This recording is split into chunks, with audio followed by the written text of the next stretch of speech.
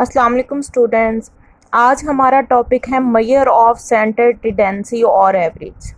देखें, last chapter में हम लोग पढ़ चुके हैं प्रेजेंटेशन ऑफ डाटा।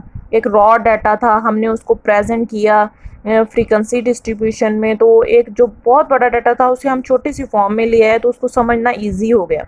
अब उस डाटे के बारे में मज़ीद आगे चलें तो हमें कुछ ऐसी चीज़ चाहिए जो हमें पूरे डाटे को रिप्रेजेंट करे। तो एवरेज एक सिंगल वैल्यू है जो पूरे डाटे को रिप्रेजेंट कर देती है। जैसे कि आपकी क्लास है, मैं सारी क्लास के मार्क्स याद नहीं रख सकती कि रोल नंबर 1 के मार्क्स कितने हैं, रोल नंबर 2 के कितने हैं, रोल नंबर 3 के कितने हैं, या किसी को मैं बताना चाहूँ कि आपकी क्लास कितनी एफिशिएंट है तो मैं सबके मार्क्स नहीं याद रख सकती। तो मैं आपकी पूरी क्लास का एवरेज निकाल लेती हूँ और इजीली किसी को कोई पूछे तो उसको बता देती हूँ कि ये क्लास 78% गुड है या 75% है। तो आज हमारा टॉपिक है measure of centre tendency.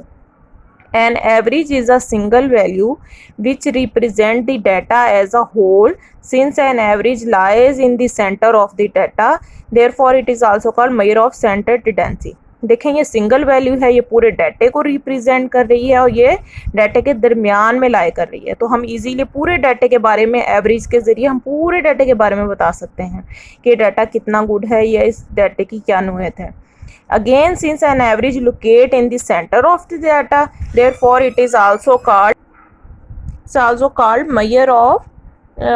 measure of location. देखें, इसे measure of location भी कहते हैं, सेंटर टेंडेंसी भी कहते हैं और एवरेज भी। ये दरमियान डाटे के दरमियान में लाई कर रही होती है, ये पूरे डाटे को रिप्रेजेंट करती है। अब इसकी कुछ टाइप्स हैं। Types of average: arithmetic mean, ये सिंपल एवरेज है, geometric mean, harmonic mean, median and mod. आज सबसे पहले हम अरिथमेटिक मीन को डिस्कस करेंगे। It is defined as a value obtained by dividing the sum of the observation by their number. It is denoted by x bar.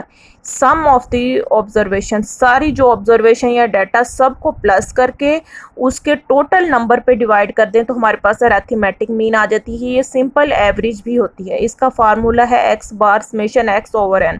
ये इसका direct formula है। इसके कुछ और फार्मूला भी होते हैं। शॉर्टकट फार्मूला है a plus summation d over n, फिर कोडिंग फार्मूला है। लेकिन ज़्यादातर मैं डायरेक्ट फार्मूला रिकमेंड करती हूँ, ज़्यादा फार्मूलों में बच्चे कंफ्यूज हो जाते हैं।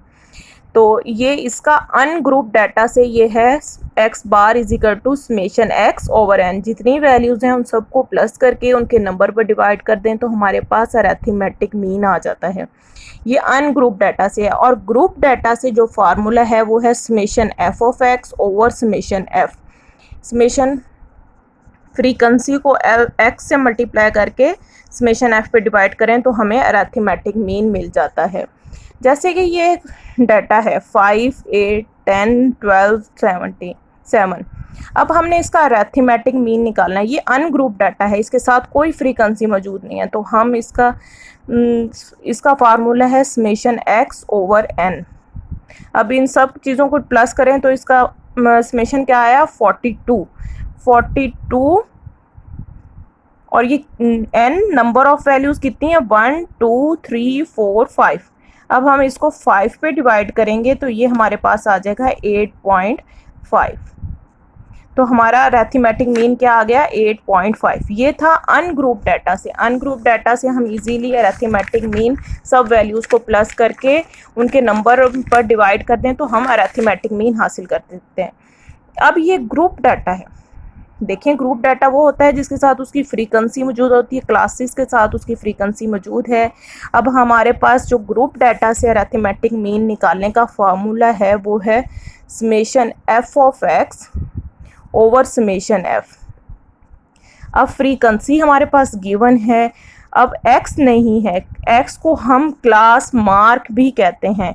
x निकालने का मैं आपको पिछले चैप्टर में बता चुकी हूँ। x निकालना है, इन दोनों वैल्यूज़ को प्लस करके 2 पे डिवाइड करें तो हमारे पास x आ जाता है। इन दोनों वैल्यूज़ को प्लस करके 2 पे डिवाइड करें तो हमारे पास x आ जाता है, जिसको हम क्लास मार्क कहते हैं। अब 110 और 119 को प्लस करके 2 पे डिवाइड करें तो हमारे पास आंसर आ जाता है 114.5। नेक्स्ट 120 और 129 को प्लस करके 2 पे डिवाइड करें तो 124.5। इसी तरह हम करते जाएं तो हमारे पास कुछ इस तरह वैल्यूज़ आ जाएंगी। 164.5, 174.5, 184.5, 194.5, 204.5 एंड 214.5। तो हमारे पास क्लास मार्क बन गया है। अब नेक्स्ट स्टेप जो फार्मूले के मुताबिक हमें एफ ऑफ एक्स चाहिए, एफ और एक्स को मल्टीप्लाई करेंगे। नेक्स्ट कॉलम हमारे पास बनेगा एफ ऑफ एक्स। अब हमने column banana next F of x, F को एक्स से मल्टीप्लाई करेंगे, 1 मल्टीप्लाई 1 14.5, 4 मल्टीप्लाई 1 25.5। तो हमारे पास कुछ इस तरह वैल्यूज़ आ जाएंगी। अभी इन सब वैल्यूज़ का हमने समेशन कर लेना है, जो कि हमारे पास आ गया है 18740। डिवाइड हमने करना है समेशन एफ, फ्रीक्वेंसी के सम पे हम इसको डिवाइड करेंगे। तो हम इसको कैलकुलेट करें तो हमारे पास आंसर आ जाता है 156.17। तो हमारे पास ग्रुप डाटा से अरिथमेटिक मीन ये आ गया है। कुछ डाटा में क्लासेस गिवन नहीं होती, हमें सिर्फ क्लास मार्क और फ्रीक्वेंसी गिवन होती है। कुछ में हमें क्लास मार्क गिवन नहीं होता, वो हम खुद कैलकुलेट कर सकते हैं। तो हम इजीली अरिथमेटिक मीन ग्रुप और अनग्रुप डाटा से इस तरह कैलकुलेट कर सकते हैं। Thank you students.